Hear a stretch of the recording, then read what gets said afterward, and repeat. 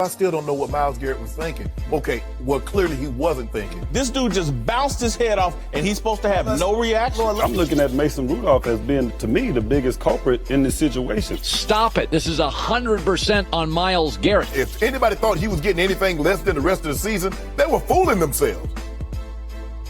Welcome to Last Call. We're back, and I know if you've been watching last couple of weeks, this is supposed to be a two-person show. You know, this is supposed to be like a buddy-buddy show. Look at all the great duos, Batman and Robin, Thelma and Louise. Well, finally, my Barney is back to Fred Flintstone, Barney Rubble. We're back. Mike Pereira, thanks for joining us. I think I like us as Thelma and Louise. Thelma and Louise? All right, we'll ride off into the sunset, go over that cliff. But obviously, a lot to talk about. Myles Garrett. We got Myles Garrett. We're going to talk about suspensions. We're going to talk about DeAndre Hopkins, Richard Sherman. And we got a little fun thing at the end, fair or foul. But you were at the game Thursday night. Myles Garrett, obviously you saw it's kind of a polarizing subject. People on both sides of the coin here. What was your take and you know, what was your reaction watching it live? Well, I mean, it was shock because you didn't expect anything. I mean, the game's over. And so there's like 12 seconds to go and they throw a pass. Rudolph does out in the flat. It's incomplete. And all of a sudden there's a ruckus, which you didn't see start. And so the first thing you really recognized live was the helmet being swung. Yeah. And then as we played it back, if you listen to the reactions from Troy and Joe, and those guys are oh my. It's like it was shock. And I think it's an incident that you just don't expect. And I think it's fascinating that it's addressed in the rule book that, you can't remove yours or somebody else's helmet and swing it at somebody. Even if you miss it, you can't throw it. You can't use it as a weapon. It is called a weapon. And I think we were all in the state of shock in real time. Yeah, and I think we have a tweet from Skip Bayless, and I think Myles Garrett should get a long suspension for that, ripping off a quarterback's helmet, then bashing the helmetless quarterback in the head with his own helmet. Never seen anything like it, so low. And certainly, look, I'm not condoning what Myles Garrett did, and he's going to pay the price. But to me, to say that people were shocked and it was unthinkable, look, you just said it's in the rule book. Right? It's in the rule book saying you can't take a helmet and use it as a weapon. Well, guess what? Why is it in the rule book? Because it's happened before. Yeah. And we've seen this in 2013 with Antonio Smith ripping Richie Incognito's helmet off and swinging at him during a preseason game.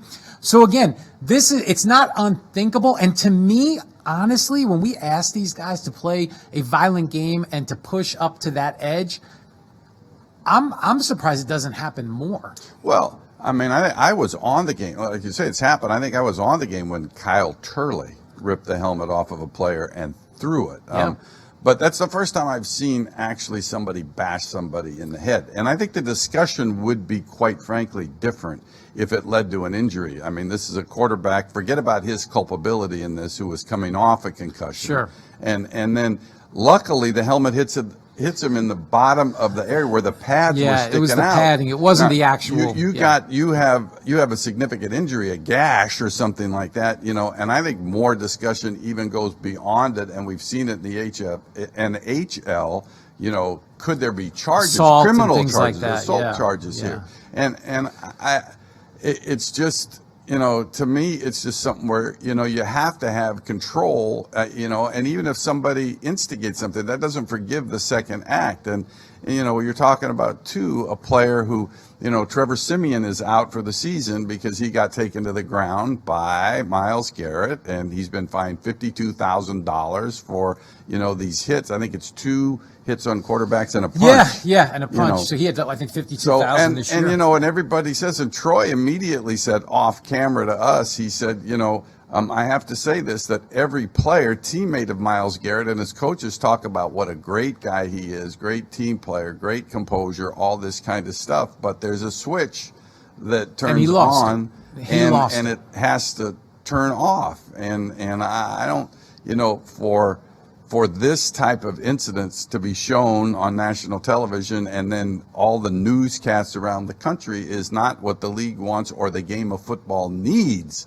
when it comes to parents thinking about whether or not, they're going to let their kids play the game. So it's a serious incident, and I really did, and we can start talking about that if you want. I really did like the fact that the league addressed this issue right away. I mean, they addressed it within 12 hours or so. Yeah, they at least started, in the suspensions part of it. I was texting with Troy Vincent, the EVP of football operations, and just to get his thoughts, and he said they were going to look at it Thursday night and into Friday. And one of the things they do with suspensions, they determined they were going to look at the incident for suspensions only. And they were going to do that and announce that on Friday for a couple of reasons. One, you want to put this thing to bed because, again, you don't want to go into a weekend of football. Everybody's going to talk about it. But now the speculation, who's going to get suspended? You do that, but you also do it because suspensions affect rosters. They affect the team. They may have to bring somebody up from the practice squad, sign a player. So whenever the roster is going to be affected, they want to do that sooner rather than later. And then they're going to take this week. I guarantee you right now, Troy Vincent, John Runyon, that whole group is looking at the entire incident, and they are going to levy a significant amount of fines when it comes to fighting, players leaving the bench, and those fines will be announced at some point during the week. There's an appeals process that's going to happen, I believe, tomorrow on Tuesday with the appeals officers, and I think the goal there, it's an indefinite suspension with Myles Garrett. I think from an NFLPA perspective, they would want to see a number, right? They would want to say, okay, what is the number going to be? Certainly, Myles Garrett is going to have to meet with the commissioner to get reinstated, but I think the PA wants to know. You can't suspend him indefinitely. How many games is this going to count? And I think that's fair. Because you could say that, that they do have a chance to make the playoffs. And so does it extend into the playoffs or is it 6 games? I think that's fair. And we look at the suspensions and fines, as you noted. Is it fair? Did you think it was the right amount? The most ridiculous game in the world is trying to guess how long a player is going to get suspended. And I got caught up into it after and said, well, I think 4, maybe it'll be 6 and reduced to 4. That's stupid, and I'm not going to do that again. But to me, when I compare it, and I compare this to Albert Haynesworth, I really do. The feeling that I got, Dean, when I was there and I saw it the first time in replay, I got that same sick feeling that I got with Haynesworth when he stomped on the head of the player, Gerard, I think it was, the Cowboy. When it stomped on his head when he didn't have his helmet on and gashed his face open. And, again, I think it was handled swiftly back in 2006. We were both there, and that was a 5-game suspension. And so there's a little bit of, to me, to a non-football act.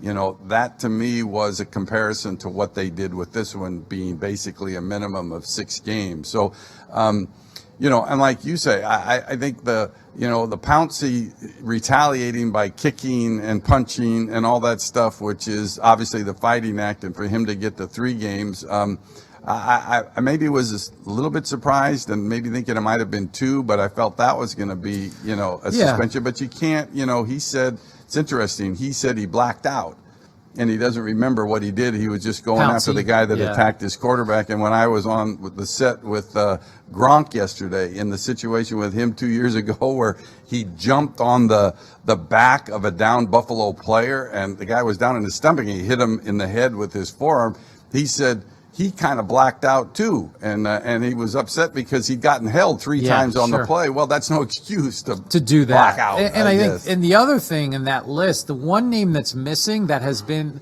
a hot topic of conversation is Mason Rudolph, and a lot of people are asking why wasn't Mason Rudolph suspended? Because you saw Charles Woodson. A lot of people feel that he escalated it. I don't think Mason Rudolph started it, but you can certainly make a case that after Garrett ripped his helmet off, that Rudolph went after him. And a lot of people saying, well, why wasn't he suspended? And I think the league ultimately felt that Rudolph did not do anything in terms of a punch, fighting, kicking, anything to that extent. I do expect, it's been reported that maybe he gets a fine, $35,000 for fighting. Again, we're just speculating, but I do think he's going to get fined. We can guarantee that. The number, who knows? The league will look at it. They'll look at all available angles, and they will levy fines. Mason Rudolph can expect a fine. Other players can expect fines, and the league will ultimately decide what those numbers are. Listen, I think the league, and you know, you have been there sooner than you were more recently there. I think the league has a chance to talk to Mason Rudolph and talk to Garrett and see what may have happened. We don't know what was said. We really don't know what instigated it. Some could say that maybe, Garrett taking Rudolph to the ground well after the pass was thrown started. Did they do it violently enough to where it would be a foul? No.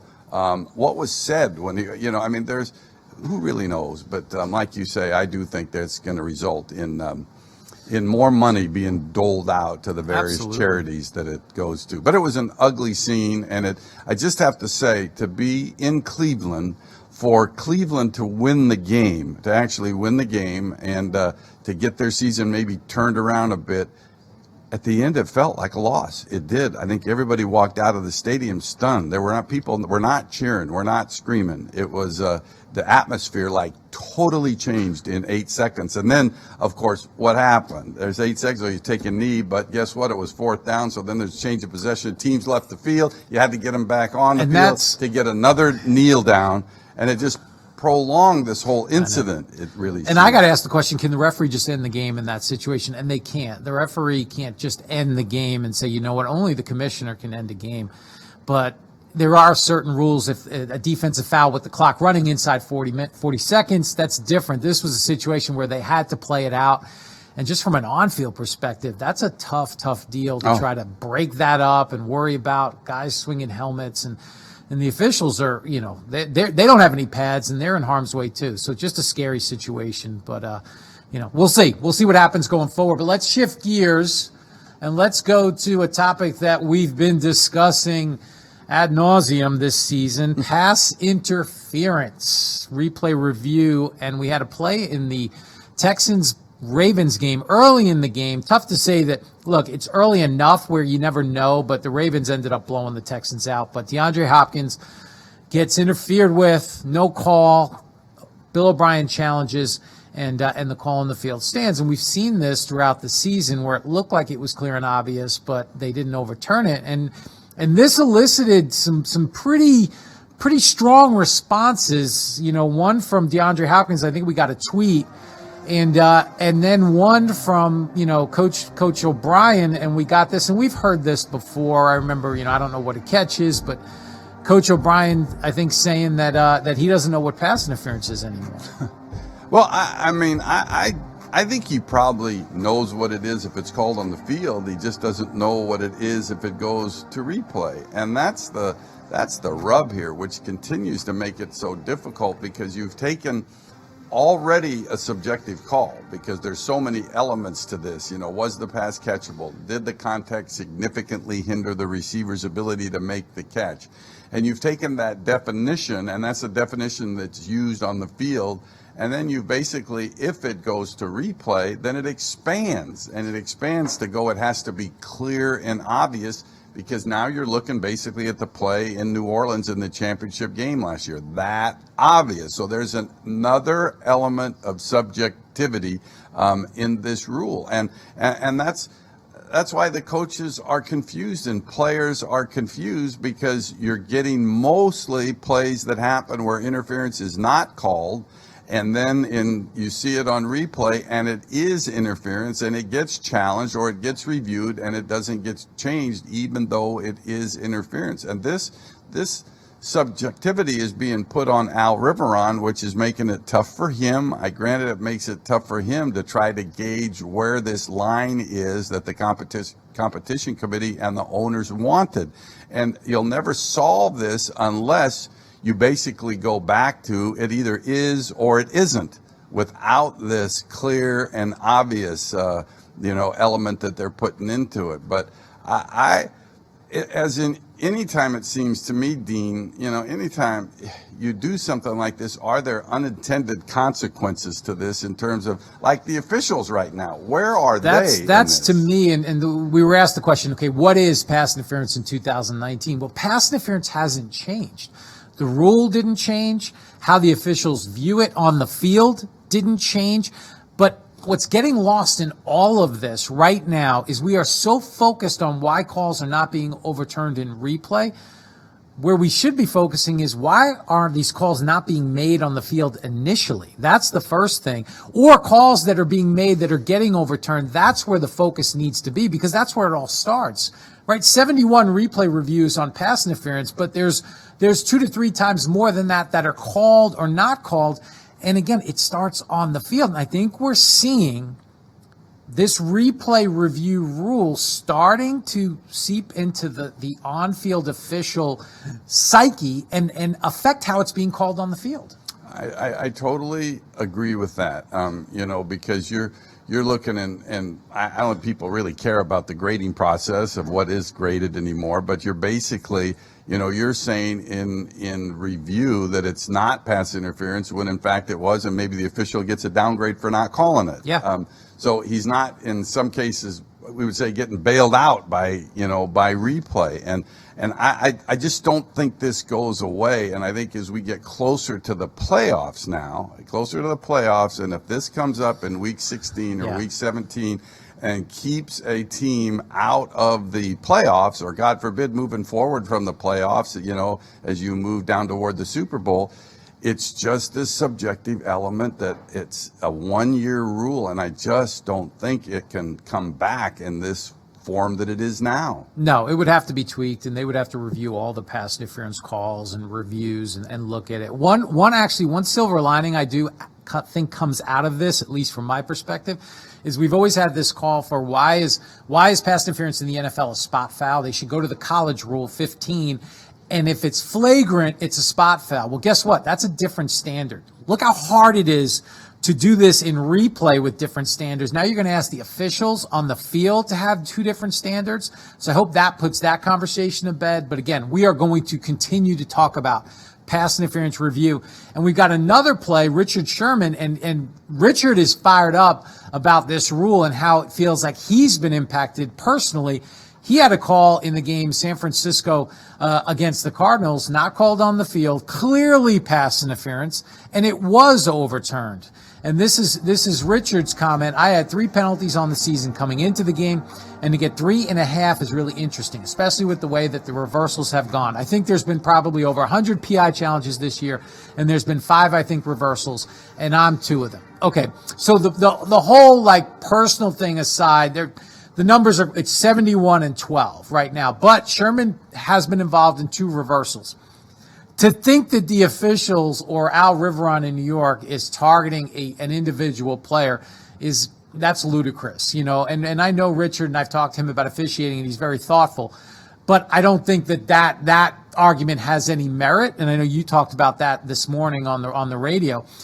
But his bigger point is more of the one that I'm concerned with. Again, the consistency of these calls in replay. When you look at the Hopkins play and you look at Sherman's play and you put them side by side, it's tough to find a difference. Yeah, and look, we could beat the horse to death here, but the fact is that it's just so subjective. And Richard Sherman, it was disappointing to me that that he made that comment like that.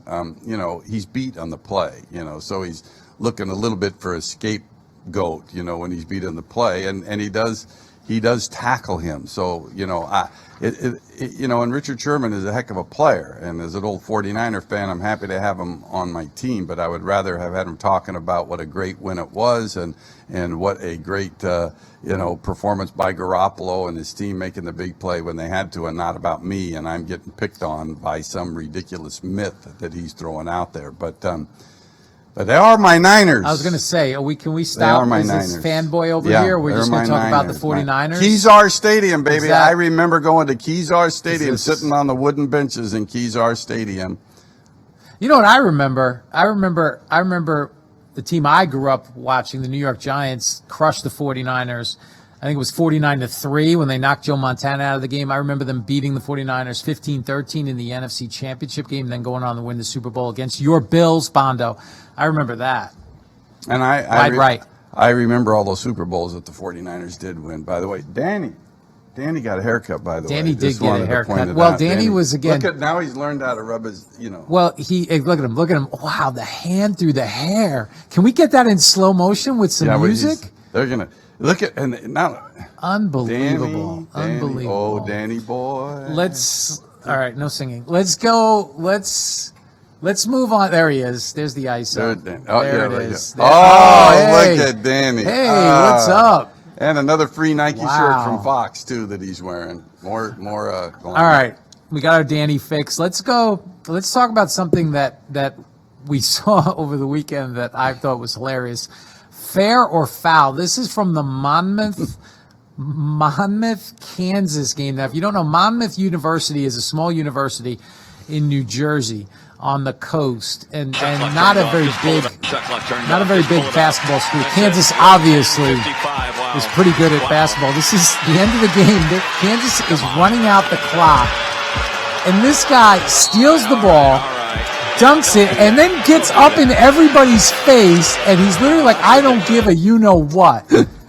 I don't give a you-know-what. Fair or foul, Mike Pereira? Foul! Oh. Foul! I mean, and I love the announcers the best. They go, no, wait, what? No. That's the way they covered the play. I mean, he gets the form that the fame that he's not going to normally get for the rest of the season, that for sure. But I say foul. There's a dignity in losing, and that's no dignity, no respect, no nothing. I say fair, 100% fair. Monmouth, basically Kansas is paying Monmouth to come play them in Kansas to get their butts kicked. And that kid just said, you know what? You're up by 55. Everybody's going to talk about that versus you beating us by 55. Take the check. Monmouth, Take the baby. check Monmouth, and go baby. home and hope somebody Fair. else pays you to come back in. To come back and get another paycheck. What do they call them in football? Body bag games, I think they call them. But I think foul. All right. Well, that's it. That's last We got call. nothing. That's the end of the show. Thanks, Mike, for joining us. I'll see you in Boston. I'll be in Boston Please. next Monday. I'll be on with you from the great state of Massachusetts. Watch Thursday night.